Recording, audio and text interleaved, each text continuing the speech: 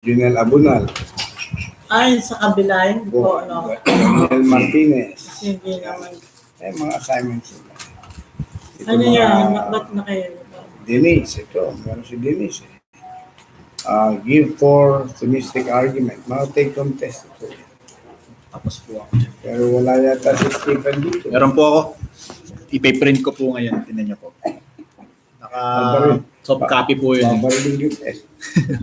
Saan pa lang? Kaya ano mo pa lang? Sa Facebook ko po yun. Tapos po yun yung sa live. Yung sa unang So, systematic theology 1. Kaya si Karen, sa Royal ko sa kabila ito. Hello po Kuya Odi. Yung si Dailisen, wala. Si Miguel. Yan po kasi talagang yung trabaho po niya. Outside Dailisen. Si Konto eh. MRT driver po yan. Kaya gusto mo natin ito sa buhay naman. Ako pastor nakatapos.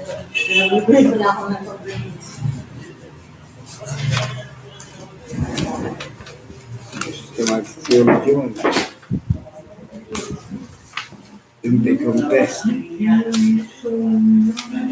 Si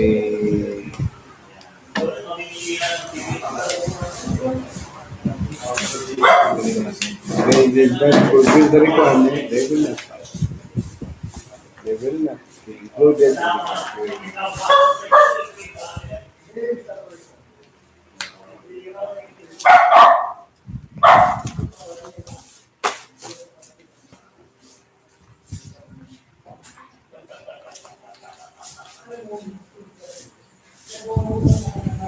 di ba, Brother Ben, pagka they don't complete the requirement, they will pass. You know, I did not think before that I will be still studying at my age. I'm a senior citizen already. I thought I was Relax na sana, no? I thought I was going to retire already and take my time easily. Pero, Meron pang plan. ang dami ko na assignment, hindi ko magawa. Ang aking assignment naman, dalawa lang. 2 assignments lang yan. Isang assignment and then isang take-home test. Assignment and take-home test. Katulad nung yung aking Kasi assignment. my problem because of my age. I'm hard at some eyes, at saka memory. You know, to memorize is not easy anymore. Oo nga. When I was studying, isang basa ko, ayos na. Noon. Noon. Ngayon na, 2 basa na, 3 basa na. Ako hindi pa rin makakuha. Anyway, Lumarating ka na sa school. Lumarating talaga sa point na sa tao, no? You know, ganun nga. Parang the pastor would understand me. parang nangyayari sa ating kaisipan nito. Parang cellphone. Full na yung memory. Totoo yun. Alam nyo, babasahin ko yung 3 beses. I thought I was going to memorize it, pero hindi pa rin. Pagdating dun sa memory, sana parang nakadikit eh. Pero pagkatapos ng basahin, after siguro mga 5-10 minutes, wala rin yung binasa. Wala. Yun ang mga problema na kagaya ko. Pagka naman hindi nag-aral, di ba, lalo nagde-deteriorate. siya. Kaya kinakailangan. Pero sabi niyo, Wala, nagpunta lang na signal. Babalik ako. katulad ko I am forced to study because I'm teaching. I'm forced to study because pagka kasi nagagawa ka ng message, you have to study. Kaya ayaw kong tumigil pag-teach para challenge yan sa'yo. Saka Hindi, parang, hindi naman pwedeng, well, ayos na, hindi. Unang-una, pag nag-aral ka, when you study, not only for the congregation, but for me to learn. Because I cannot teach something that I did not learn. oh, tama. Diba? Pero kung minsan no, hindi ko ba parang nakakapagod? Opo. Parang gusto mo na muna Kaya pagka, Yes. kaya yung sabi ko kay Bible Ben, huwag naman ikaw, tumingin ka, wala ka ng challenge. Magkakaroon ka ng sakit na Alzheimer's.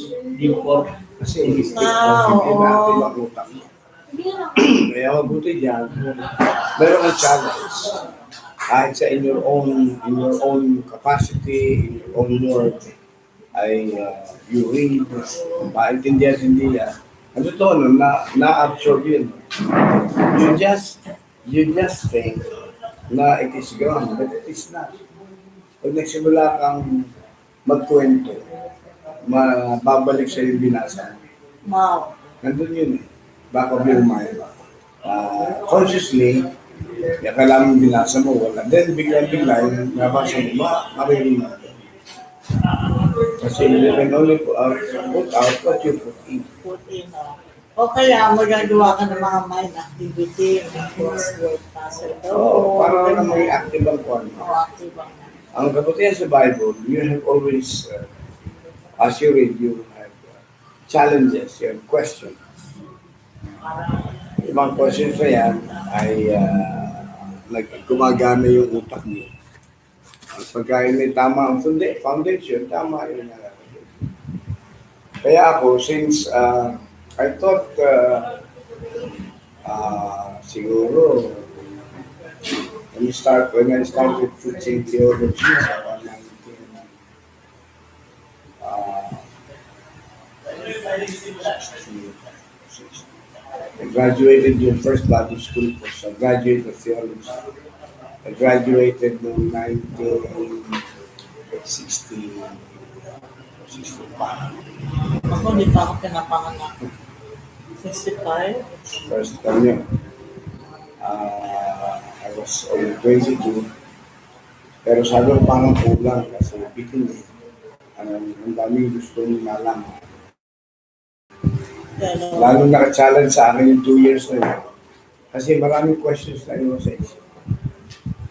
So, ano halimbawa po nung naiwan yung question? halimbawa, in those present dispensation during that time, you are thinking of nag-aaral ka ng ginawa natin. It's just like a bird's eye view. Yes. So, for theology property, doctrine. So, and then, maharap ko sa mga tao. Pagka nandun ka sa loob ng church, ganito. Ang concept mo ng God, okay. Pero paglabas mo na sa labas, iba na yung concept nila ng Diyos. Diba? So, paano mo sasagutin, paano kang magiging abreast with the present mind? At yun, madalas, hindi nakukuha sa survey. Wala ka nang lumano pa. So, nag-aaral pa ako to finish my Bachelor of Sociology. It's the same thing. Yung isa, 2 years. Itong isa, 4 years kong kinuha. Para makatapos ng Bachelor of Sociology. Pero balik ako sa systematic 1, 2, 3, 4, 5, 6. Marami pa na yun, no? Balik ka doon. Kaya unti-unti, pagbalik mo, lumalalim ng konti. Hindi, siyempre, initiative mo na rin. Mag-aral. Hindi naman lahat siya sabihin ng professor. Anong pinakamahirap po na napag-aralan niyo? Yung sa experience niyo po? Ang pinakamahirap kasi sa isang nag-aaral, yung ayaw mong pag-aaral. Kasi meron mga areas na pag-aaral na ayaw mo. Alam mo, math. Oo, yung math. Mahirap ka naman Sasabihin mo, yan. napakahirap na math. Kasi ayaw pag-aaral. Ayaw mo. Wala yung interest mo kasi, Wala no? interest. Kaya, hindi mo sabing, ay mahirap sa akin yung philosophy. Ay bakit sa iba? Diba? Meron sa akin yung logic. Bakit sa iba? So, So, gano'n. Mayroon sa akin yung trigonometry. Bakit sa iba? Kasi alam. ayaw mo nga. It depends your attitude toward the subject and also toward the professor. May mga professor na gusto makinig, hindi marunong magturo sa standard mo. Kasi kung minsan, pagpasok mo sa isang school, ang taas ng standard mo, may doctoral degree sa ganun. Then, pag upo mo doon, may dahil questions in your mind, hindi mo satisfied. So, nagagawin mo, either huwag kang mag-aaral nun and fail, or mag-research na rin sa mo. And that's what happened to me. Naiwan ako nakabitin, katulad ng mga issue ng election, predestination, mga big subjects, yung theology, justification, psychology. Pagdating din sa pagdating sa eschatology, yan ang tribulation, pre-tribulation, post-tribulation, millennium. So, yun mga yun. So, I made personal research plus kasi kulang yung mahukuha yun. Kailangan meron kang self-study. Meron kang self-study. Ang ginawa ko, binuksan ko. Ang nailabas mo ha. Isang una po yan. Ito, alam mo kung saan yung November.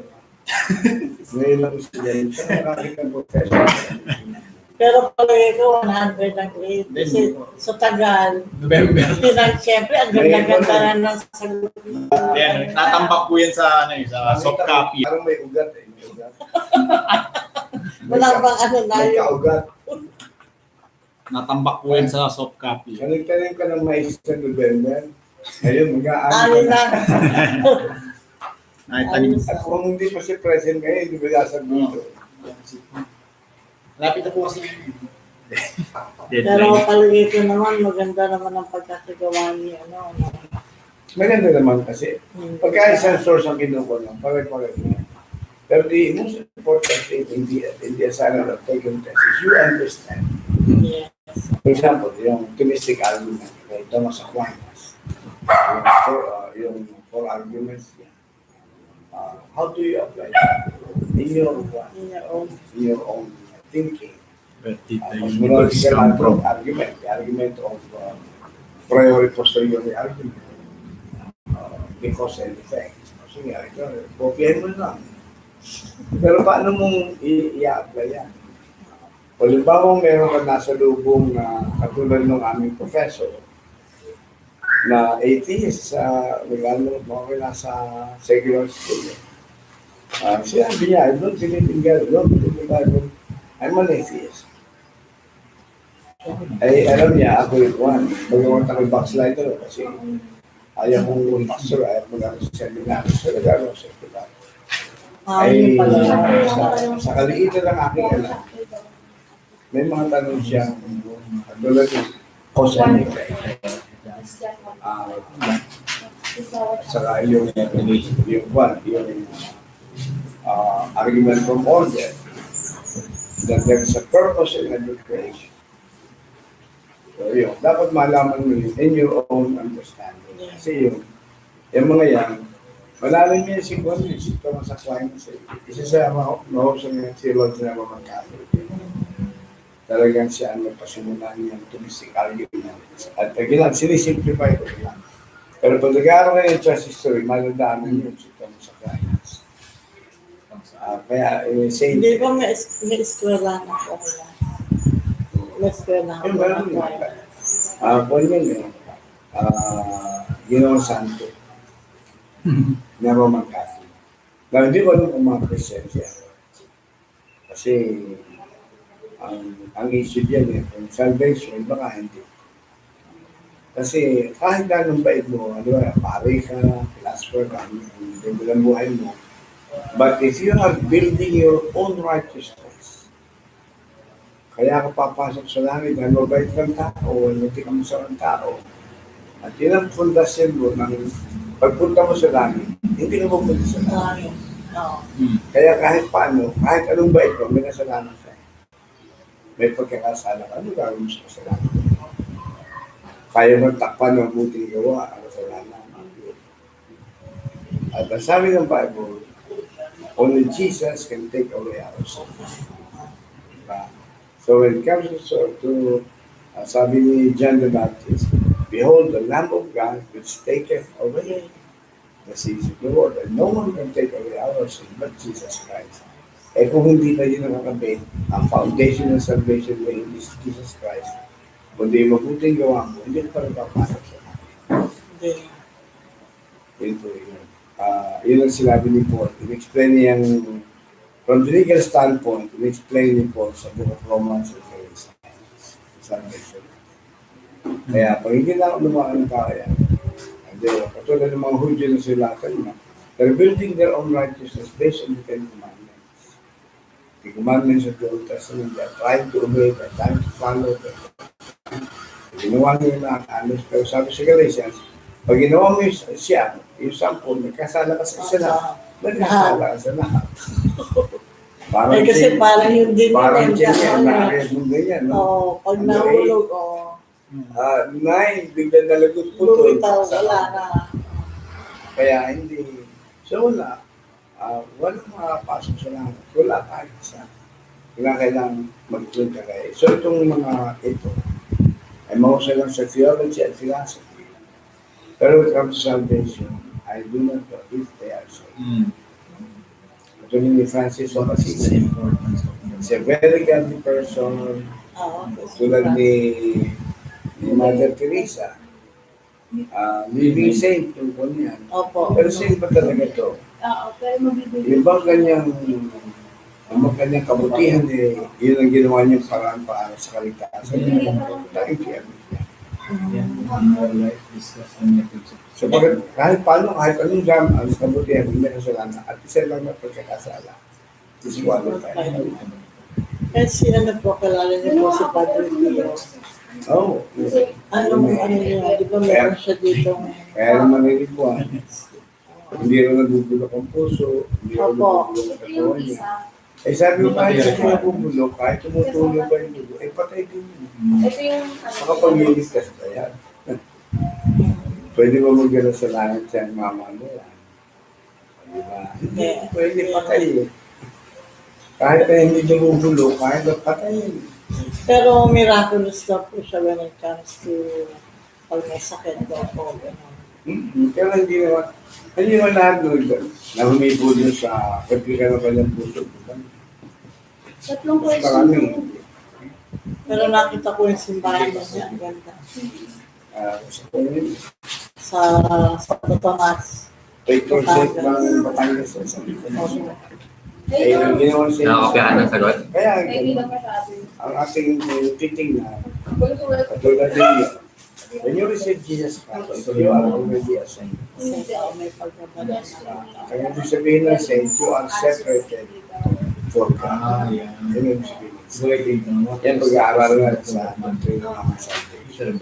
Tapos, hiwalay Sa next ano po Next natin. semester. Kasi, Ano ba next semester natin? Anong buwan po? parang June yun eh. Hindi. Dahil hindi pa nanditikin na ang college talaga, parang August. Hindi ko lang masurugan kung anong gagawin. Ano mo yun? Part ng theology natin? Anong subject po yun? So, theology. Ang ating theology ay theology proper.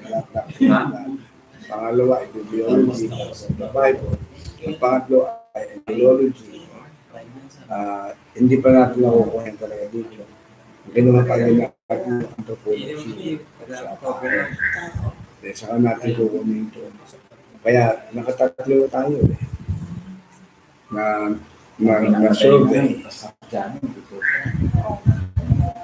Apply mo yung ano. That chapter. Application. What is the application for chapter 1? Facebook. Application, di ba? Facebook, IG, Mobile Legends. ML, napakadali. Kaya masarap mag-aral ng theology. Yung na-enjoy ko. Na-enjoy ko yung theology. Pagka-theology. Whether you like it or not, you always face theology every day. Pero may tanong po. po meron pong nag-share sa akin about Elohim. Sabi niya, Baptist din daw siya.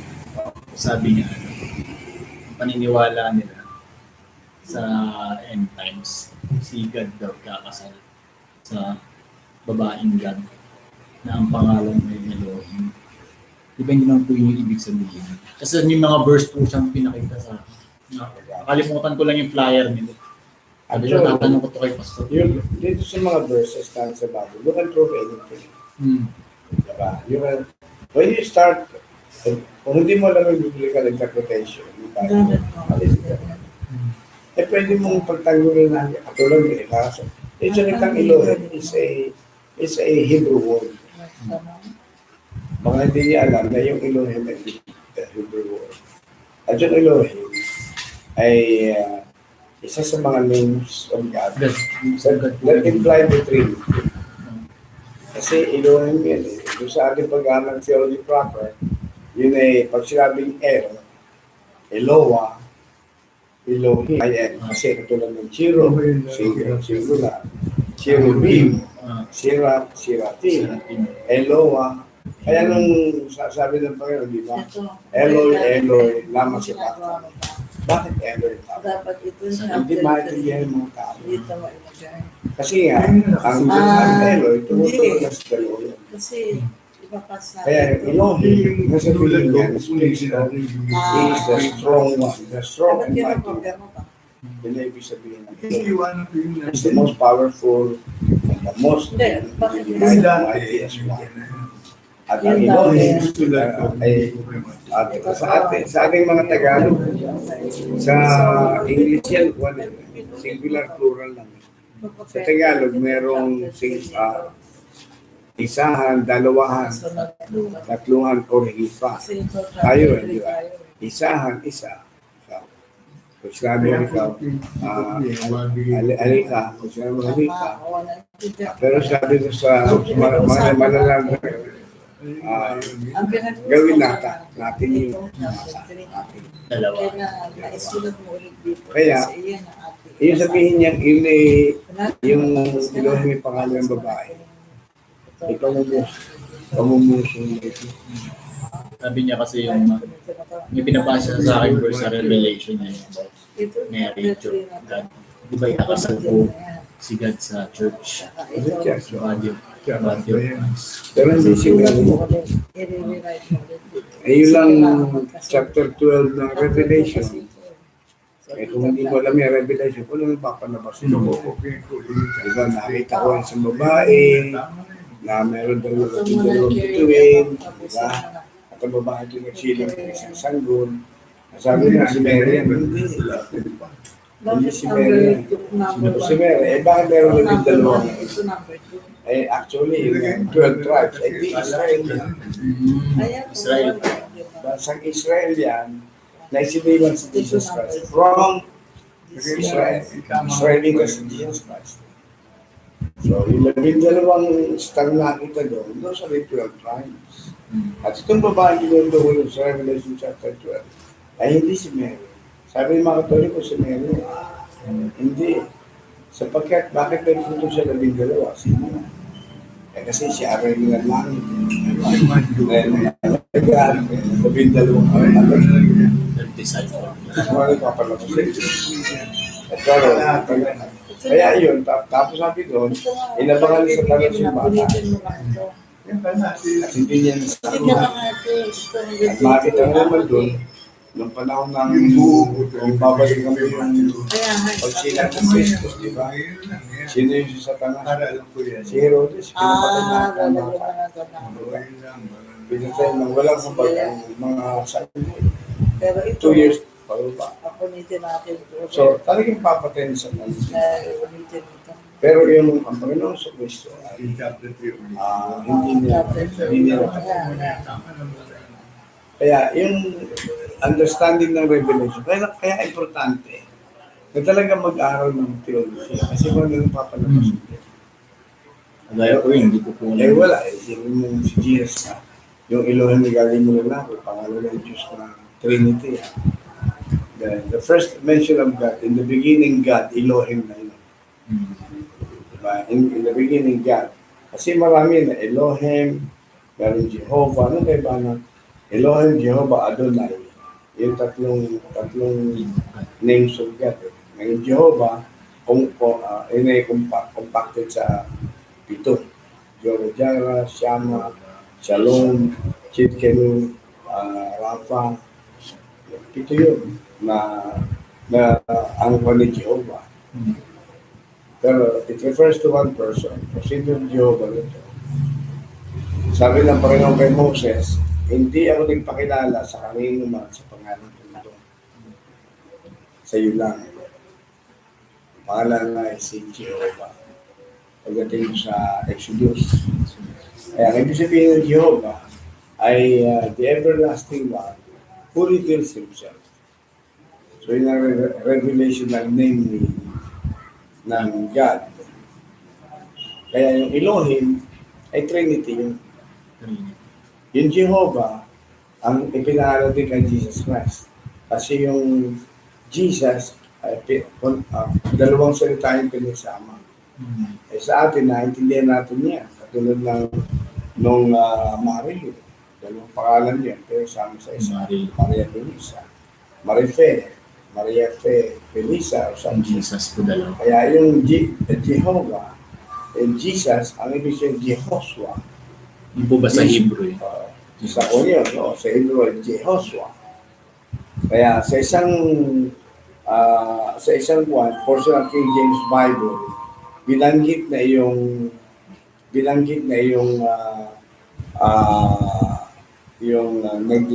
spiritually, nagpalaya ay si Joshua. So, akala nila si Joshua ng Old Testament. Si Jesus. Ay refers to heavenly one. So si Jesus yung Joshua. Kasi ang pangalan ng Jesus ay Jehoshua. Si Jesus sa tagapagligtas. Jesus the Savior. Kaya pinagsama yun. Tatawagin mo ang kanyang pangalan Jesus, Jehoshua. Mm. Sapagat ililigtas yung kanyang bayan sa kanilang kasalanan. So, in the Bible, there are at least 32 names of God. Marami. At yung pangalang yan, kaya marami, ay tumutugon sa pangailangan. Mm. Kung sa kawan, ikaw ay walang kapayapaan, di ba? Walang kapayapaan. So, ang pangalan ng Jesus ay Jehovah, yung peace. Diba? Shalom. Jehovah Shalom. O siya ang peace mo. Di ba? Kapos ka. Siya ang Jehovah Jireh mo. Babae. So lahat ng pangailangan mo, tinatapatan mo. Kaya parang iba-ibang, para maintindihan mo siya. Yan tinatawag sa Bible na kwan. Yun ang tinatawag sa Bible na anthropomorphism. Ang anthropomorphism ay isang theological word. Ang ibig sabihin ay gumagamit ang Diyos ng mga salita para malaman ng tao. Sa level ng understanding ng tao. Paano ang mga gagawin natin katulad ng bata? Pagkakausap ng bata, maintindihan, sige, lakad. Bakit? Isang taon pa lang yun. Sige, lakad. Eh, ko 15 taon na. Lakad. Hindi na bagay. 12 anyos sa 15 anyos. So, ang ikaw ang bababa sa level ng bata para maintindihan mo. Hindi mo masabihin yung bata, sige, itong equation x equals z equals ito. Ay, hindi. Bata yun. Kailangan pati pagsasalita mo, salitang bata. Sabi ni Paul sa 1 Corinthians 13, nung ako'y bata, ay nag-iisip akong bata, nagsasalita ang bata, pero ngayong ako'y malaki na, nagsasalita ako ng para sa adult na. So, meron talagang proseso yun. Kaya, ang Panginoon, sa kanyang taas, hindi natin maaarok eh. Kaya sabi ng Panginoon din, my thoughts are not your thoughts. My ways are not your ways. So, kung maintindihan niyo, for as the heavens are higher than the earth, that is the height of my ways against you. Ito yung maintindihan niyo, maabot mo rin hindi. So, ang nangyari, ang Diyos ang nagbigay ng initiative. Siya ang bumaba. Hindi siya ang bumaba. Sa ating level, nagkatawang tao siya para maintindihan natin. At tulad yan, minsan, ito sa kwan, may nagtanong kay Soriano, narinig ko mismo ito. Ang tanong, ang Diyos po ba ay may puwit? Sabi ko, sasagot yung tao. Sabi yan, tiyak na may puwit ang Diyos kasi ito nakaupo sa trono. Imposible naman kung walang puwit ito, ay uupo, may puwit. Tinanong pa yung gano'n. Sabi ko, so, Surya. ibig sabihin, espiritu yan eh. Di ba? At nun, tiyan mo sa isip lang, ito yung mga kwan. Sabi niya, heaven is my throne. The earth is my footstool. Gaano kahabang paa ng Diyos yan? Nakaupo siya doon sa langit. Ito yung mundo. Gaano kahaba ang paa ng Diyos? Ilang light Isipin years. mo lang kung gaano kahaba niya. Di ba? It's trillions of kilometers siya paa ng Diyos ko. Di kung isipin mo ganun, napakahabang tao ng Diyos na to. Di ba kasi sasabi, may ear, bakit gumamit siya ng ear?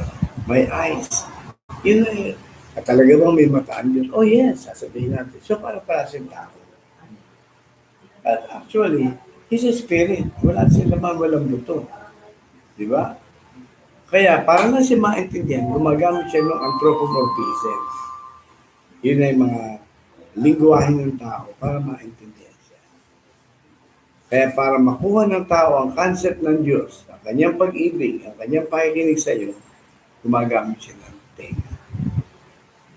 No? Ang kanyang pagsisalita, gumagamit siya ng bibig.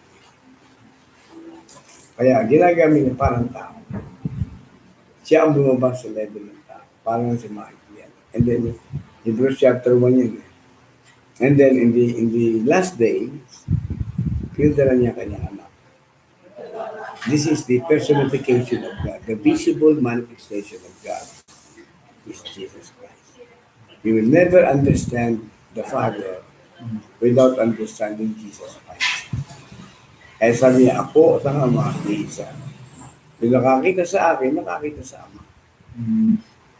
So, napakaliwanag na sinasabi, yung kanyang manifestation as a human being, He is God. But He is God in the flesh para maintindihan natin, makuha natin talaga, sino ba yung Diyos na ito? Diba?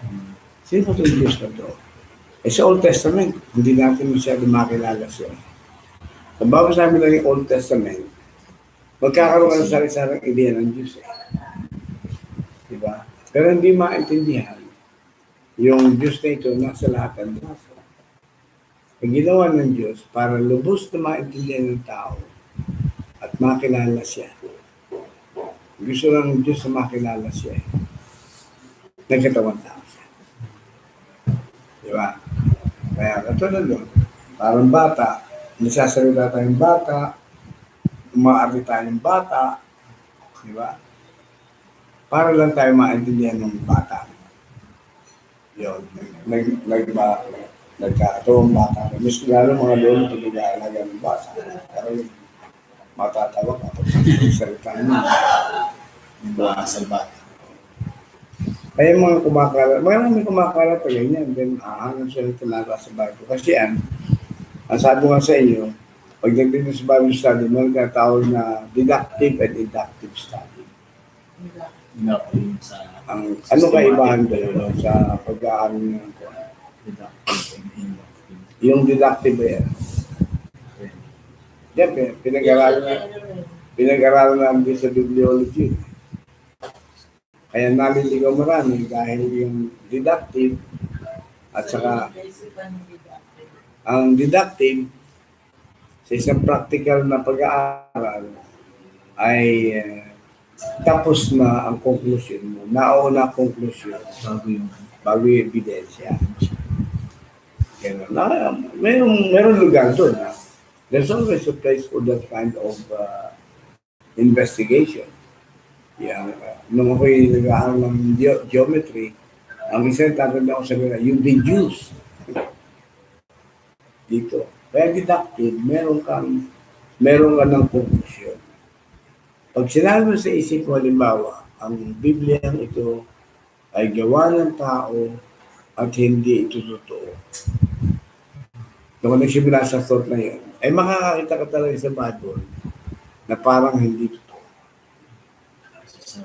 Sa hanapin mo yun, patutunayan mo yung conclusion mo. Kaya ang deductive, very dangerous yan. Lahat ng kulto, lahat ng maling aral ay nagsimula sa deduction.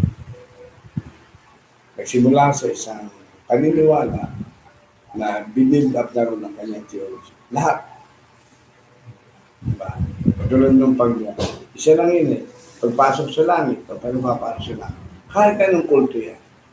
Ang pagpasok sa langit, pagpakabuti ka, mag-aaral ka, maaralan ka, mabutis mo, maging membro ka namin. Yun. Diba? Yun ang summary ko. Bakit? Deduction eh. Ngayon, yung doktrinang iyan, napakalakas kasi ng pagkataon. Ito si Augustine. Isang isang theologian napakagaling. It's a very good, tremendous, intelligent na theologian.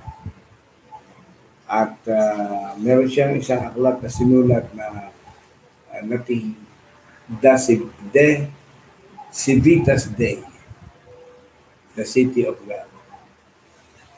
At ang kanyang nailagay na thesis niya doon, the city of God is the church.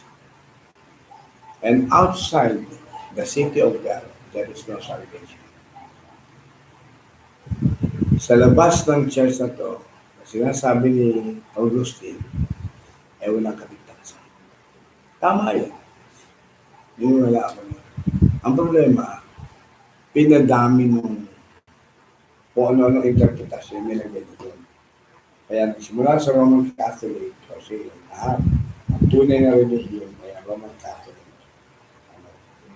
Actually, hindi Roman yun, basta Catholic yun. Nahati lang yan sa West at East.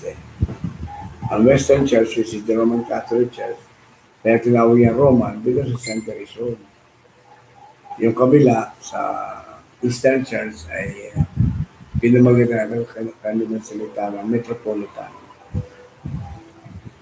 Ang kaibahan yan, parang ang Lipay at saka Anglican ay naman nila sa Eastern Orthodox Church. Na kanilang mga pare, yung pinakapapa nila may asawa. So pwede mag-asawa dito. Sa Katoliko, hindi. Ngayon, itong Civitas Day, kumalat yan. Kaya kailangan maging member ka ng church. Ay, anong church? In-interpret yan ng mga Roman Catholic na visible the Holy Roman Catholic Church. Yun ngayon. So lahat hanggang ngayon, yun ang paniwala nila. Tandaan natin, ang pinakatunay na religion all over the world is the Roman Catholic. And anything, meron kanya, may sumpa. Pag hindi ka membro niyan, sumpa. Pagka ikaw ay ayaw maniwala sa doktrina niya, under first lang. Hindi ka pwedeng makapasok sa langit. Yan ang paniwala ng Roman Catholic. Very strong sila dyan. At ang Roman Catholic, actually, kung pag-aaral mo Roman Catholicism, yun ang hindi batid ng maraming Katoliko na ang power ng Roman Catholic is more powerful than the Bible. Sila ang final authority is the Pope. Kaya lang ito salita ng Diyos kasi sinabi ng Papa at ito'y salita ng Diyos. Kaya naging salita ng Diyos yan. Yun ang tinatawag na infallibility. Kaya meron silang doktrina ng infallibility of the Pope. Ng Papa hindi nagkakamali.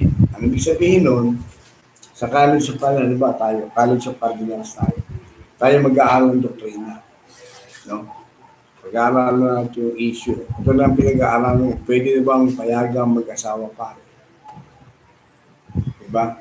Sa napakadaming akusasyon na totoo naman, kabaklaan ng pangit at saka nabubuntis sa mga madre, di ba? Talaga namang bistado yung immoralidad niya, bilad niya immoralidad niya, at pati ang papa, itong last meeting nila, ngayon, yung isang segment na Roman Catholic, payagan ng mag-asawa pa na huwag alisin ang kuwan sa pagkapari, ang gusto mag-asawa. So sa ngayon, ayaw pa yan kasi, o yan isa sa point ng salvation ng tao, yung celibacy of the Pope. Celibacy. No? Ang pari, hindi dapat mag-asawa. Celibate. Diba? So, bawal mag-asawa. O ngayon, ano ba pinag-usapan? Okay, nagkaasa ngayon, sa final voting ng Carol College of Cardinal, nililift na ngayon. At marami ng pangyayari. May nalift sila. Noong 1960, nilift niya ang paggamit sa mass, misa, ng Katoliko. Pwede ka nang gumamit ng Tagalog, English, kung ano man, kung nasaan ka man. Gamitin lingguan. Bawal na bawal yun. Sapagkat ang sacred language sa mass ay Latin. So, pag ginamit yung iba, under ka, baka ma-excommunicate. Pero noong 1960, nagpasya ang College of Cardinal at si Pope Paul VI ay nagdeklara na pwede nang gamitin ang vernacular sa misa. Infallible yun. Kaya pagka nagkaasa-isa yung mga theologian nila sa tinatawag na College of Cardinal at nagsalita ang Papa, hindi mali yun. Yun ang tinig ng Diyos. That's the voice of God telling you this is right. Kaya yung si Pope Pius XII sa Assumption of Mary, 1955 yata, idiniklaro niya. Pagkatapos sa maraming taon, ay idiniklaro nila kasi Mary nabuhay ng maguli mga sila. Pero yung pinaniniwalaan niya. Pero kahit pinapaniwalaan, hindi pa kung tawag inspired na doctrine, paniniwala pa lang. Hanggang sa magpasya, ang Papa, na ideklara na si Mary talagang nabuhay na maguli. Pagkatapos sa maraming mga pag-uusap. So, nagdeklara ang Papa ngayon na sa Maria ay nabuhay na maguli, Assumption of Mary. At umakyat sa langit. At naging reyna ng kalangitan. Reyna ng mga Saan galing yun? May historical point na wala. May historical point na wala. Pero sapagkat ang spokesman ng Diyos ay ang Papa. Hindi ba pwede sabihin dito yan? Kasi gagamit yung Bible. At ito talaga. Kaya makikita ninyo, tuloy-tuloy sila sa pagsamba sa Diyos-Diyosan. Di ba? Tuloy-tuloy sila sa pagpuprosesyon. Tuloy-tuloy sa mga ganyan. Iyon lang kaya ginagawa. Bakit? Maliwanag sa Biblia Katoliko na bawal na bawal na. Huwag kang gagawa. Huwag mo luluhuran sila. Huwag mo sasabayan sila. Huwag. Pero ginawa ng Roman Catholic. Sa pangalawang utos, pangatlo yata ay, sabi, huwag kang magkakaroon ng ibang kusalapan. Huwag kang magagawa ng larawang inanyuan ng sino man nasa langit, nasa lupa, nasa langit lupa. Huwag mo silang luluhuran. Ang ginawa nila, inalis yun. At anong karapatan ng alisin yun? Inalis yung utos sa Ten Commandment at ang nilagay, mangiling ka kung linggo at piyestang pinapangilinan. At magtingin kayo sa mga Roman Catholic na meron Ten Commandments, makikita nyo yun sila. Bakit inalis? Anong karapatan ng mag-alis? Papa yun. Diba? Siya ang Diyos yung sasalita. Hindi na mga Papa. Papa pa yan. Diba? Ano po yung pinalitan nila sa Ten Commandments? Ayun. Wala na yun. Wala sa Ten Commandments sa Roman Catholic yun. Huwag kang gagawa na. Ang nakapalit doon nakalagay, mangiling ka kung linggo at piyesta ang pinapangalitan. ang hiling, pagsamba. Kaya pag Sunday sila, Kaya, sa halip na pigilan nila ang mga taong sumamba sa mundo na sinasabi sa Biblia. So, ano ginawa nila? Pinabayaan nila, sinanction nila. Ewan ko. Kaya nga, ang authority ng Roman Catholic ay hindi Bible. Ano yung wala talaga ang Bible ng salita ng Diyos? Kasi sinabi ng Katoliko, sinabi ng Papa na salita ng Diyos.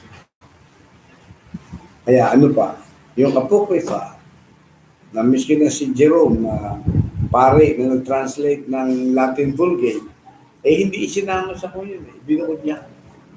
Yung Apocrypha. Bakit? Hindi siya niniwala na yung salita ng Diyos. Pero dahil inutusan siya ng Papa, i-translate mo yan sa Latin. So, translate sa Latin. Pero siyempre, hindi niya sinama sa Bible. Diba? Kaya makita yung kapangyarihan ito sa Bible. Kaya pagdating sa Revelation chapter 17, sila yun. Yun ang Roman Catholic.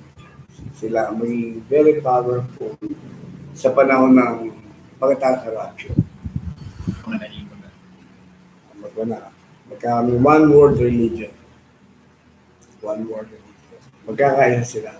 Kasi madali na, gagayaan sila sa Satanas. At makita mo yung height ng pandaraya, makita mo sa buong Bible. So, itong ating pananampalataya, marami ng issues na kumakalaban sa atin. Sa ngayon, at this point of time, ang ating hinaharap sa mga millennials na doon ay yung ano ang totoo. Tanong ni Pilato yan.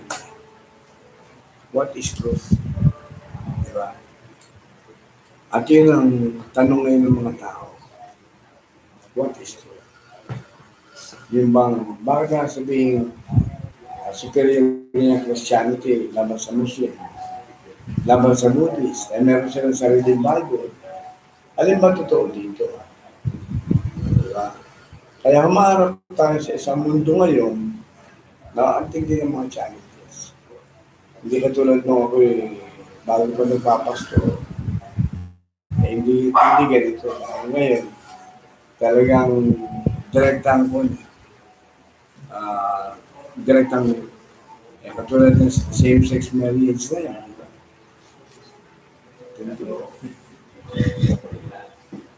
Ako bilang tinanong ko din, sabi ako, hindi ako tuloy na magsama ang bakla at saka ang tuklo, sama-sama sila.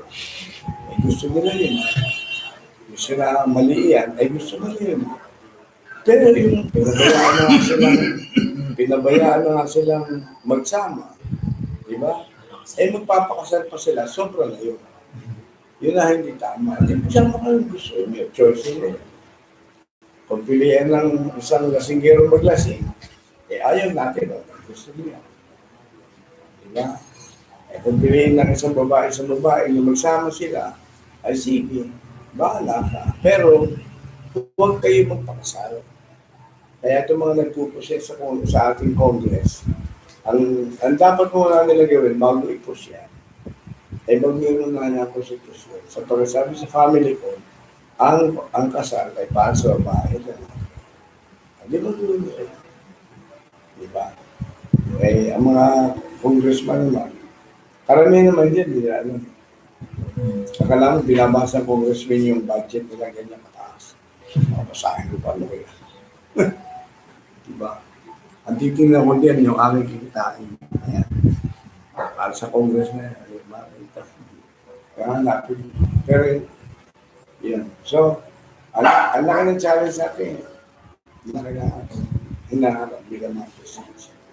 Pagdating sa labas ng ating mga churches. Pagpunta natin sa mga eskwela, kaya kailangan actually, kinakailangan ng higher ground, CYA, magkaroon very strong witness sa school. Talagang kailangan yan. Kasi pagka hindi ka nagkaroon strong witness, nauunahan tayo. Mabuti nga meron mga campus crusades yan.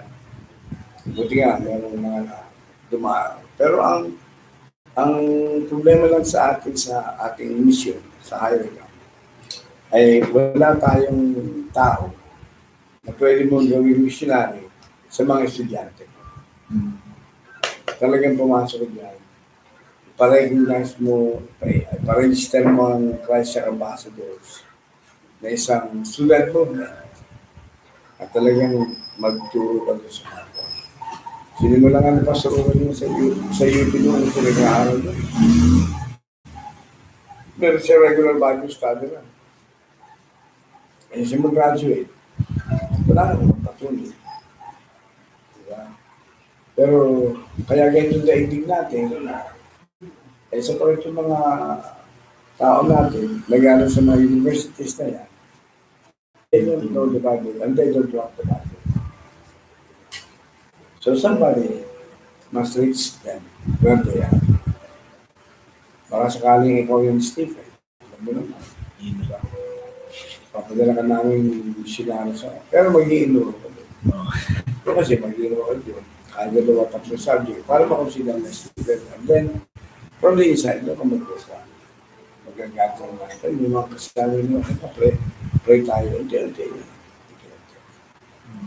Eh, nung mga 1960s hanggang 70s, na-iimbitahan mag-lecture dyan sa mga sa UP, sa UE sa Manila, tapos sa FEU, sa University. Pero it's through the one, through the, ano na to, hindi na, siyempre, nagsalita ako through the navigators, saka yung IBCF, Intervarsity Christian Fellowship. Yun ang pumapasok sa mga estudyante. Ay doon sa Olonga po, na ako'y aliyahan ko, binigyan ako ng 2 hours, maharapin yung mga estudyante, mga high school students at college students yung sa kalimutan ko lang kung ano ko. Meron kasing pastor doon na sa Southern Baptist na may outreach doon. Eh hindi rin yung magkaroon ng ano ba tawag, yung tawag siya ng 2 hours na pagtuturo ng biblical principles. At ang ginawa ko lang doon ay talakayang 3 questions. Pag tayo ko doon, I just want to discuss with you 3 eternal questions that are being asked by the philosophers and what is your answer. Di konti paliwanag yun. Sabi ko, question number 1 is the question of origin. Where did I come from? Diniscuss ko yun sa kanila. Ito yung mga view. Simula ng panahon ni Darwin, talagang may systematic ang paglaban sa Biblia at paglaban sa biblical concept. Ay paniwala ng mga sa biology, talagang makikita mo yung evolutionary process. And then, so where did I come from? Number 2 ay, why am I here? The question of purpose. Ako ba'y nag-exist because of chance? Para ba, sinuwerte ba ang tatay at nanay ko para ako talaga? Ako ay produkto ng isang chance at walang purpose. Anong purpose ko dito? And then pangatlo, the question of origin. Where shall I go from here? Wala dito. Saan ako punta? At yung mga questions na yan, na naman great philosophers like Plato and Aristotle ay hindi sila doon. Wala silang sagot. Ang daming tanong. At pagkatapos sa conclusion ko, nag-invite ako. At ang daming tumanggap. Siguro yung mga estudyante yan, may kita 400 yung mga estudyante. Sa isang malaking ko, open ko. And I like that. Gusto ko yung gano'n. Ako ari lang meron tayo ko. Panahon na ngayon talaga para tayo maging apologist. Depends sa natin talaga. Ang problema rin sa halos lahat, no? Mabuti pa mga Baptist, medyo malalakas. Pagdating sa doktrina, hindi tayo. Pero yung mga charismatic, mga Pentecostals, ano siya, doktrina So, yun ang dahilan, yung cancer, kung bakit nagtayo tayo ng extension dito, na higher ground Bible College. Yung dahilan kung bakit ang higher ground Bible College sa ginawa nating hapon. Kasi meron mga may trabaho interesado pumasok katulad dito. Diba? Eh, kaso yung iba, they fell on the way, nawalan silang gana, nawalan silang gana mag-aaral, nag-absent sila. Eh, mabuti si Jenica, ayan, nakatapos siya. Meron lang scholarship yan eh. Sa PBS, may scholarship po yan. Wala sa intindihan. Walang, bayad ang kanyang matrikula. Pati pocket money. Pati ang kuhan, pati ang mga libro na kailangan. Walang intindihan. Scholar. Ay ayaw pang tagapin. Nagdadalawang isip. Kasi yung pati pocket money kasama sa scholarship. Saka nakakaya scholarship. Diba? Ano ang pag-aaralan na? Sa PBS po, Bible School. Bible school. Pero ang kapatihan niya kasi sa PBS, hindi yan puro Bible yan. Parang yan may mga subject ng Bible, pero yan, meron ng math yan dati wala. Merong survey, merong philosophy, may psychology. Yung 1 year na yun, parang isang, kung tawagin yung basic Bible course. Para malaman mo yung, pagkatapos ito, anong gagawin ko?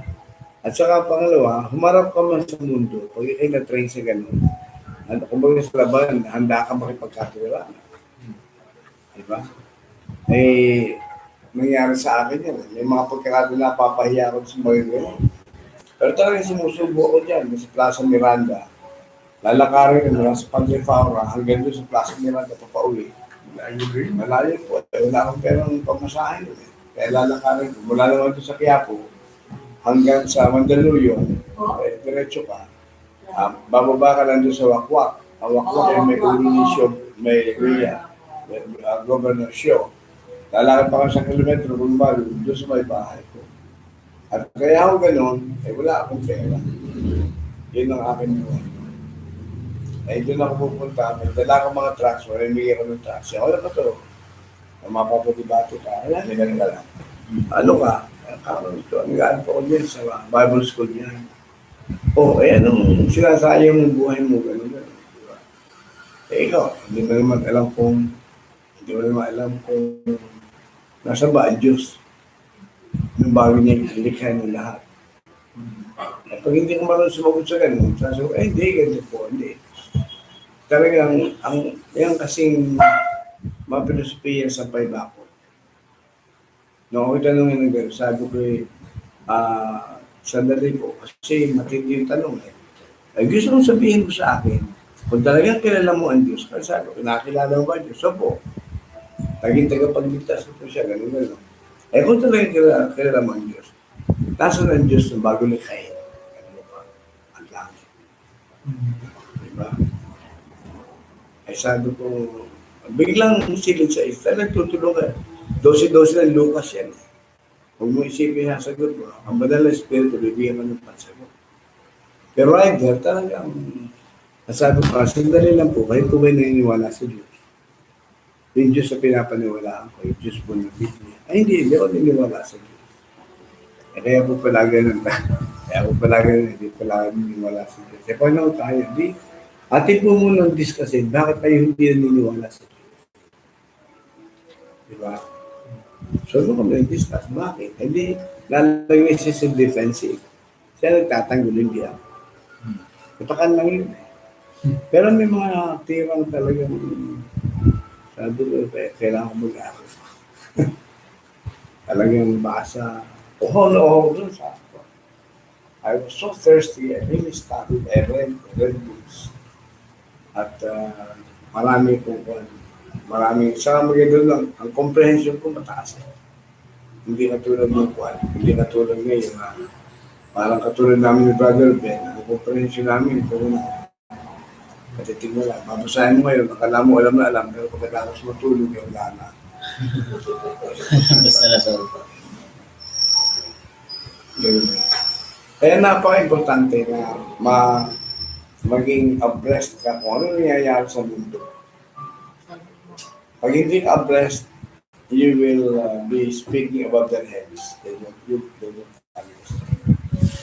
Kaya mahirap, buti nga nagkaroon kami ng school, at least yung mga kabataan, nakakwentuhan mo kahit pa. Pero iba talaga ang kwan, iba ang takbo ng kabataan. Kaya magsisikat tayo na ating sariwaan ng isip natin dyan, lalo sa sila ko sa tatlong doktrina ang pinaka-basic na dapat kung meron isang bagay talaga alamin natin ay yung sinabi sa John chapter 20 at verse 21. Alam ba yung verse na yun? Ilang beses natin binasa yun. Dapat alam na ninyo yun. John 20 at 21. Maraming mga bagay na ginawa ang Panginoon na hindi nasulat sa aklat na ito. John 20. Ngunit, ang mga ito'y nasulat upang The purpose of the book. Meron na akong Hindi. John 20:20 po.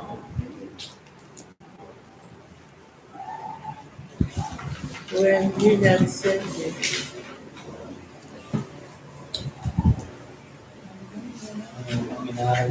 John 20, Galatians. verse 20. Pero ano yung iba-iba binigay sa akin. Pero ako Opo. naman siguro. nasa kwan dyan, chapter Kasi ito yung binigay ni teacher. ah, Yun, para sa bawat student. The purpose of this book. 30 and 31. May highlight na ako.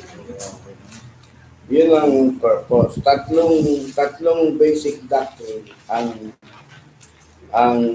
dapat malaman ng tao. Sapagat nandyan yan na at the time, yun pa kahit lalo sa panahon ito, yan ang kino-question. Ano sabi doon? And truly did many other things That Jesus. in the presence of his disciples that Jesus did. But these are written. So that you may believe So I believe, that, Jesus is the Christ yun, and the Son of God, and that by believing you may have life in His name. yun, tatlo yun, di ba? Ano sabi doon? And these are written, the Bible, bibliology. Di ba? Itong Biblia na sulat. These are written that you may believe that Jesus is the Christ. Christology. And that believing you will have life and His name, superiority, the doctrine of salvation. Yan po ang pinakapurong doktrina na pinagtatalunan. Katulad nun, ang isa sa mga tanong ng Panginoon, pinakamalang tanong sa buhay ng Panginoon, yung kayo sa mga alagad. One of the one of the important question that the Lord asked isa sa apostle, si Panginoon, sa Matthew chapter 16. Ano sabi doon? Sabi, tanong ng Panginoon habang nagkukwentuhan sila, sandali lang, ano pa sa palagay niyo ang paniniwala ng tao kung sino ako? Di ba? Siyempre, ang ibig sabihin ng mga alagad ay dapat abreast kung anong paniniwala. Sa palagay niyo, anong paniniwala ng tao kung sino ako? Yan. At yan ay napakahalagang tanong sa ngayon. Sino ba talaga si Jesus Christ? Diba? Kaya katulad sinabi ko, yan ang tinatawag na Christology. Dapat alam natin yan. Sino ba itong Jesus Christ? So, kung ano sinabi ng mga alagad, ano sinabi ng mga alagad, diyan po sa chapter 16, mula sa verse 13.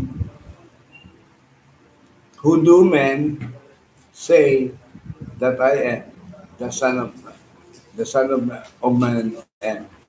Who do men say that I, the Son of Man, am? Sa Tagalog, ano ang sinasabi ng mga tao kung sino ako? Who do people say that the Son of Man is?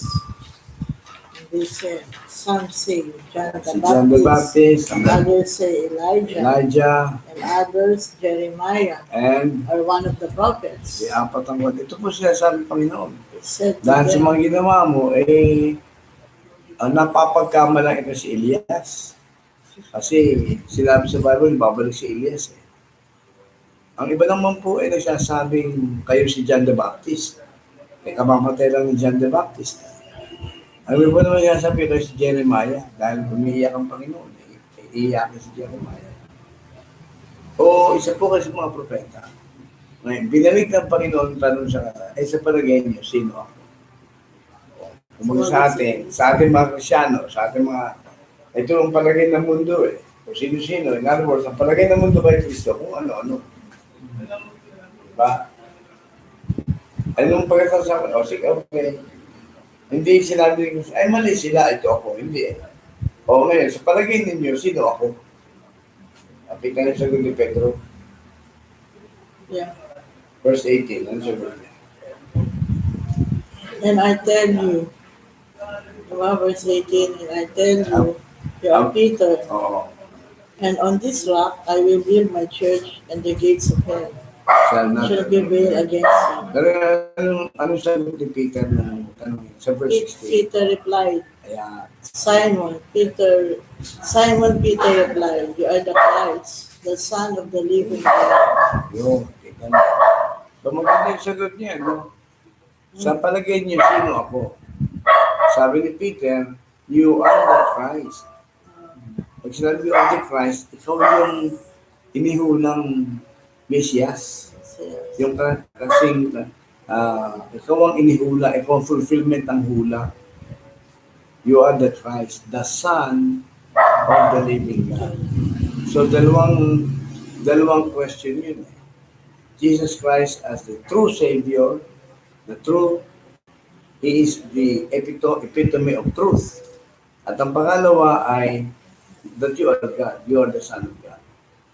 Yeah. So doon sa summary na yun, ay sinabi ni Jesus Christ, ganito rin kayan.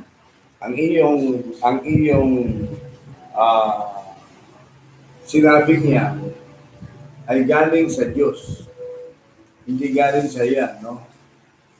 Ang iyong sinabi niya ay galing sa Diyos. Sabi niya, blessed art thou, Peter Barjona. Flesh and blood has not revealed this to you, but my Father who is in heaven. Yung paniwala mong iyan ay hindi galing sa iyo. Yan ay pinahayag ng Diyos sa iyo o galing sa aking Ama. At sa ibabaw ng batong ito, itatayo po ang aking. Diba? So, doon niyo makikita na hanggang ngayon, ang mga tao nagtatanong, sino ba si Kristo? Anong palagay ng tao kay Kristo? Yan. Kaya ngayon, kung makikita niyo, sa mga religious thinker, sino si Kristo?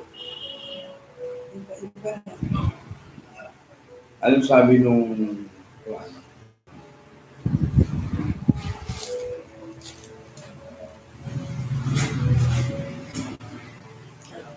yan ang katanong hinaharap natin. Sino si Jesus Christ? Kaya ang nararapat sa ating panahon ito, basahin natin biography ni Jesus Christ. Para malaman natin kung sino siya. Diba? Ang biography ni Jesus Christ, biography ni Christ, 4 na aklat yan. 4 na taong pinasulat yung kanyang biography. Sino-sino yun? Si Matthew, Matthew, Mark, Luke, Luke, John. Basahin natin para maintindihan natin, malaman natin kung sino si Jesus Christ. We cannot know Jesus Christ apart from the Bible. Kaya, para maintindihan na bumabasa at maintindihan kung sino si Kristo, ay basahin natin ang 4 na ebanghelyo. At makikita natin ang 4 na anggulo na kung sino si Kristo. Diba? Diba, si Matthew ay ang gulo ng pagiging hari niya. Si Marcos, ang gulo ng kanyang pagiging servant, leader. servant. Kaya makikita ninyo, wala pong lahi si Kristo sa Marcos. Bakit? Eh sa isang manunulat, hindi mahalaga lahi ng isang alipin. Hindi mahalaga. Pero bilang alipin ng Panginoon. Si Lucas ay bilang talagang tunay na tao siya. Kasi ang kanyang tinuloy siya mula kay Adan. Di ba? Na siya talaga ay nasa lahi ni Adan. Hindi putok sa buho si Jesus Christ. Yes. Nasa lahi siya ni Adan. Tunay na tao. Yan ang may present ni Lucas. At si John, siya ay Diyos. Siya ay hindi, totoong siya ay hari, totoong siya ay alipin ng Panginoon, totoo siya ay tao, pero siya ay Diyos. Yan man ang presentation. Then makikita niyo sa kabuang iyon. Kaya importante na basahin natin. E pag hindi natin basa, paano natin makikilala ito? Kaya lang natin makikilala, naririnig natin kung kami. Kaya hanggang ngayon, ang mga mananampalataya ay napakababaw. Napakababaw.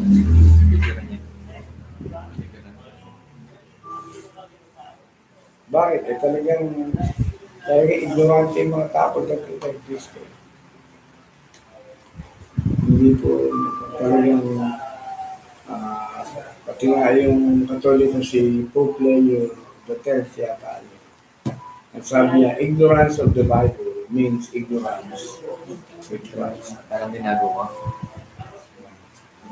Parang sa batas na mga ignorance of law is not an excuse. Sa batas na ito. Kaya yan ang ating survey. Sa ating, siguro naman meron kayong idea kung sino itong Diyos na ito. Di ba? Sa ating mga pinag-aralan. Theology proper, the doctrine of God. And then, pinag-aralan ng bibliology sa pagaling ng Bible. Ayan, gawa ko ng parang kanigala. Di ba ang tatandaan niya? Yes. Wala sa Diyos, God. And God took the initiative to introduce Himself. So He chose more or less 40 people to write His words. From all walks of life, in a period of 1,600 years, He took a people to write His word. And then, anong pangatlo, number 1, number 2, number 3, yung product noong 40 people na yun is the inspired original manuscript. Yeah. So, God, and then the second is the choice of these 40, or more or less 40 people. And then the third is the production of the original writing. Diba? And then ang pangatlo ngayon is copies of the original. And copies of the original. And we go to the last phase, translation. So that is the brief history of how we get our Bible. So this is the word of God. So, it's funny, nandiyan si Dr. Wala na kami teacher. Wala na? Kasi, pumasok na po ka gabi eh. Ako gabi. Nagturo ko gabi. Eh ako Saan mo kayo kagabi? Kampo. merong Bible dito. Pag tawagin ni Pio Tica, meron silang inanyahan kami sa Ano yan? Hanggang ano ba yun? Isang buwan sa ministry na ginanaman sa Bible publication. At gusto na tayo magbigay ng Bible at abutin ang mula sa pinakamahirap. Kumari lahat sa buong Pilipinas magkaroon ng kopya na tayo. Okay na. Kaya ito na. Kaya invite kayo. Okay, invite kami dahil parang launching. Launching ng isang ministry na matawag yung Touch Life. So, maganda touch life. Sana kanina Ano to, buong romance ka lang. Isang office, Kapag pinangunahan ng board of directors Mahaba yung sulat. at ang office na nandun sa Port Avenue, Romans 1 to 4, then 1 to 4. Grace Park. Ito, romance. Kalokan. O meron ba kayo tatanong pa o meron kayo tatanong pa? Ako may tatanong sa inyo, nasa mga assignments. Bagay yan, pwede pa yung sabihin hanggang sa Sunday. Sunday. Kasi Nabuhay. Stephen eh. Nabuhay naman. kung hindi po makasubmit ng assignment, Kung po yun, ang grade na nabi ko ay SYA. Kaya ako naman hindi stricto. Ang pinakamahalaga kasi, yung man lang na naintindihan yung pinag-aaral. Katulad ng mga tanong ko, yung tanong ko, nung pang lunes yun eh. opo, yung Mabuti na lang po, at ako ni Stephen eh. special mention. Ito, sabi ko nga sa inyo, kung pambati sa tenang ito, umaano na tayo. Natin na po lang. November. Ay, Pastor, last year pa lang tapos na yun. Take home test pa yan. Take home. Pero sabi ko kay Pastor Ruel, ako itong ginawa natin kako, patikim lang yan sa darating na buwan, sa isang taon, hindi na ganyan. Hindi kama, parang patikim, very light ang ating ginawa sa kanila para ma-test nila ano talaga itong pag-aaral sa Bible School. And then, pero pa ako sa second year, hindi na ganyan. Kaya yung ating tanong systematic dito sa kuna yan, napakadali. What is the importance of the Bible? Ano kahalaga ng Bible? Mahalaga ba ito sa buhay ko? Kahit paano susunod, anong kahalagahan ng Biblia sa buhay mo? Kasi pag hindi natin alam ang kahalagaan nito, kwenta nung itinuro ko sa inspiration of the Bible, revelation, the credibility of the Bible, authority. Walang kwenta yun. Walang kwenta yun kung ito ay hindi na-i-apply. And then, kaya, number 2, in your walk with God, mahalaga ang Bible sa pamumuhay Kristiyano. Anong kahalagahan ng Bible sa pamumuhay Kristiyano? So, nagkakaroon ng patakaran. Ang Bible ngayon, kung alam mo, ay nagiging patakaran mo. Sabi nga sa Bible, sa Psalms chapter 1 and verse 1, Blessed is the man who walks not in the counsel of the ungodly, nor standeth in the way of sinners, nor sit in the seat of the scornful, but his delight is in the law of the Lord, and in his law that he meditate day and night. That is your walk with God. Ay doon sa mahalagang Bible sa life of faith, yung pagpapalago ng pananampalataya. Ay bakit mahalaga? Kasi ang isa sa picture ng Bible ay bread. Diba? Hindi sa tinapay lang nabubuhay ang tao, kundi sa bawat salita ng mutawi sa bibig ng Diyos. So the Bible is pictured as bread. So doon sa pananampalataya, ang pagkain ng pananampalataya, wala akong nakitang Kristiyano na bumaliktad. Nagbabasa ng Bible regular. Lahat yan, hindi nagbabasa ng Bible. Kaya pabalik-baliktad. Bakit parang kunya, parang ano sa dagat, up and down. Ayun. Yun ang ibig sabihin, life of faith. Halimbawa, nangangailangan ka,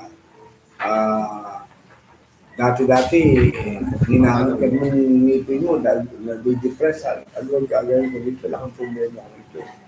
Ayun, nagbasa kayo ng Bible, natutuhan pala yung pananampalataya sa Diyos ng Biblia.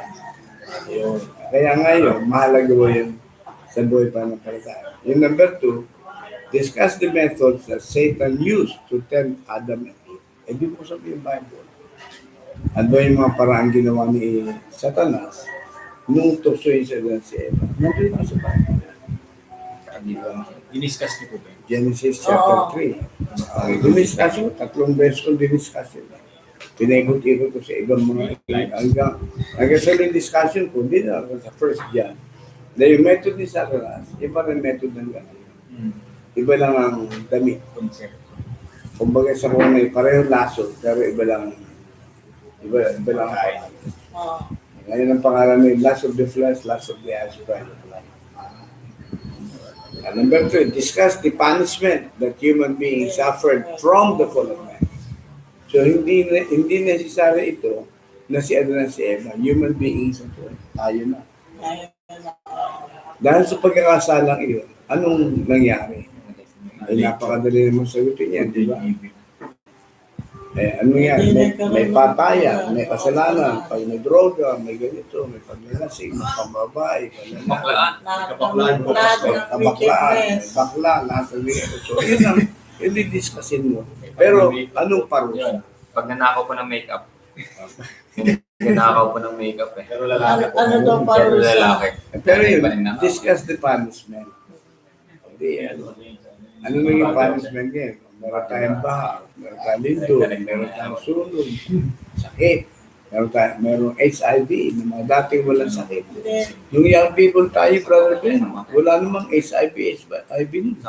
Wala. Yung mga kabataan natin, di ba? Wala. Bakit meron yan? Eh, Yung cancer, pag narinig mo, cancer, nakakatakot. sabi nagsimula daw yung sa unggoy. Yung virus. Ay, kasi Wala nga, virus. kasi nga, ang sabi ng tao, galing sa unggoy. Kaya, siguro, itong mga tao, nakipag-sex sa unggoy. Posible yun. Yung mga test lang sa mga nabalitaan kung anong operation sa parang South Africa, nasa height ng Ebola virus yan. Opo nga. Doon oo. sa Juan. Hindi naman sa South Africa. Paano kaya po na ano sa Birong totoo lang unggoy Juan. yun, no?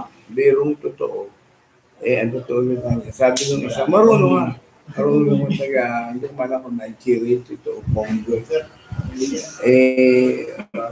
Ang gusto rin kanila magkaroon ng production ng tao at saka ang unggoy. So, nag-section dalawa. Ang nangyari, nagkaroon isang ulit sakit na magkaroon ng ebola. Ulit ng germ na kumakain sa mga kinakain nito. Yun ba yun? Simula? Pero kalungkuhan siguro yun. Pero ba, saan kaya nakuha yun na unggoy? No? Hindi natin alam. Pero sa unggoy ng galing, marami na yung pagkain nila ng kami ng unggoy. Hindi din ba saging lang na makakainin, no? Unggoy, sabi, mga araw. Oo, ano ba? Kumakain ba ng karne sila? Hindi, pag sa miskin nung ako ang bata, may mga unggoy doon sa amin, pinapatayan, pinakaroon. Kinakain ng tao. Ako hindi kumakain. Ano lasa nun? Ay, hindi ko. Sabi na, dito lasa ng unggoy, ay lasang unggoy. Oo nga. Nakatikim ka na ba? Hindi ba nangunguto yung pa sila? Nangunguto yung unggoy, di ba? Na-train mo, nung kinakain pa ang ito. Kaya ang tanong natin dyan, anong mga parusa? Discuss the punishment. Oo, hindi. Di ba? Hindi ko muna nadalo this punishment, yung mga present diseases. Number 4, how will you answer Sir. an evolutionist who believed that man was a result of evolutionary process? Paano nasagutin? May kausap kang gano'n, may kausap kang magaling, na talagang resulta ng evolution. Saan ba galing ang unggoy? Ibabalik ka ng konti dun sa kuha. Pero ang papasok natin yan, yung tinawag natin na kuha. Babalikan niya, kasi dugtong-dugtong yan, yung theology proper, at saka bibliology, saka yung anthropology. Lahat ng yan, Biblia, hindi separate yan mga dugtong yan, magkakadugtong yan. Hindi, pag inalis mo yung isa, hindi magkakain. Kaya kinakailangan nakadugtong. Ito na yung evolutionary process. So, babalik ka ngayon sa Genesis chapter 1, verse 1. At yun ang theology proper. The beginning, God created. Pero, paano mo nasagutin yan? So, kailangan basahin mo rin yung kanilang zoology. May address ka rin sa mga. Pagka hindi ko alam, ang ginagawa ko, sisla ko sa magaling. Nakinig lang ako sa kanila. Hindi ko siya dinibate. Dahil pag dinibate ko, baka matalo ko. Galing. Okay. Kaya harap ko, ano po nangyayari yun? So, sinabi yun. Sa yung sinasabi sa inyo na gawin ka nangyari, Then, ako nagtatanong, nagkukwento siya. Maganda, may mga scientific facts. Diba? Sabi ko, kaya, doon ko sa kung ano nangyari niya, ano po yung one cell amoeba? Ano napaliwan? Isang cell yun.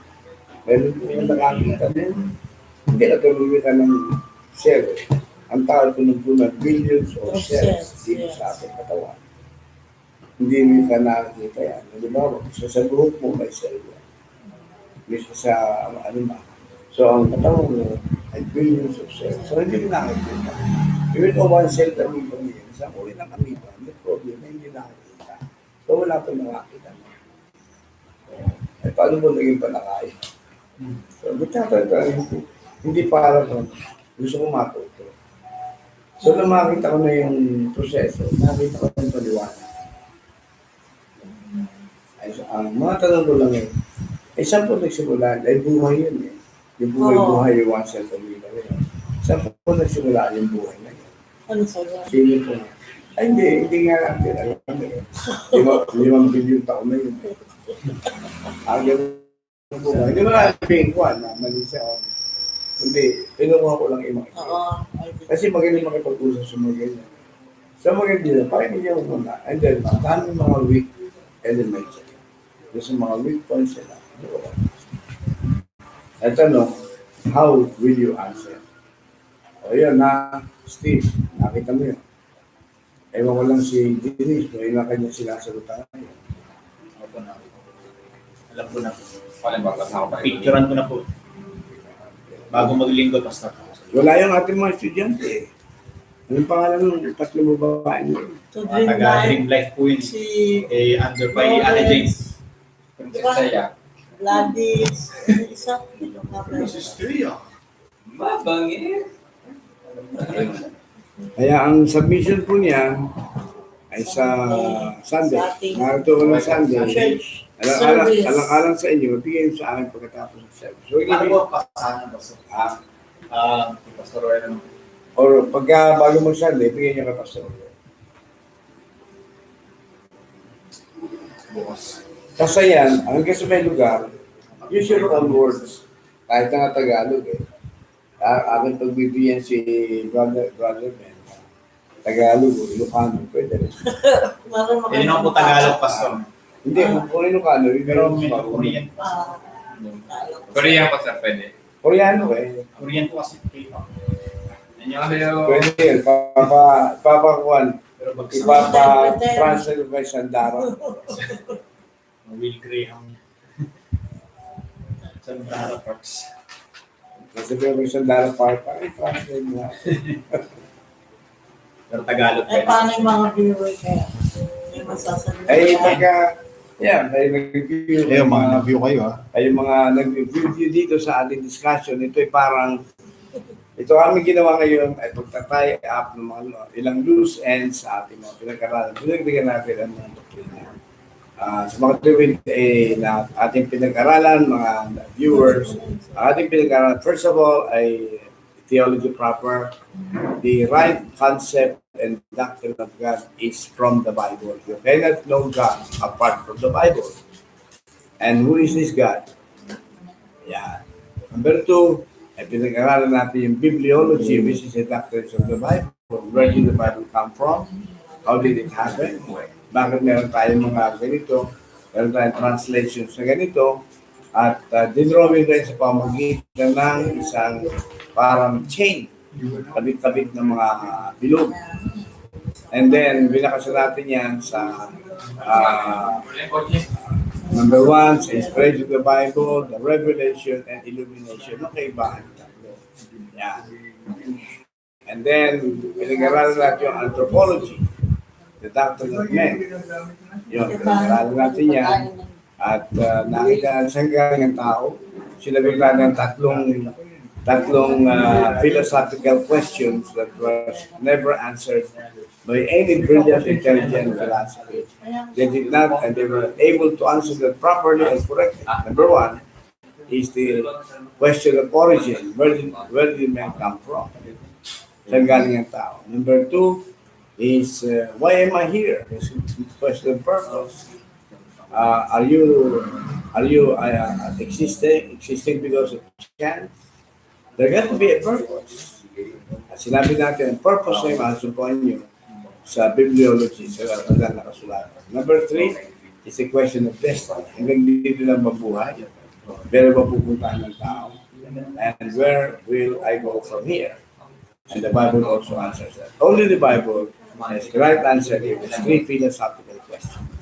At yun ay yung mga bagay na ating tinalian ngayong gabi at yung mga assignment natin, binanggit ko kanina, kung makukuha ninyo, sagutin ninyo, isubmit ninyo ang lahat na sagot ninyo on or before Sunday.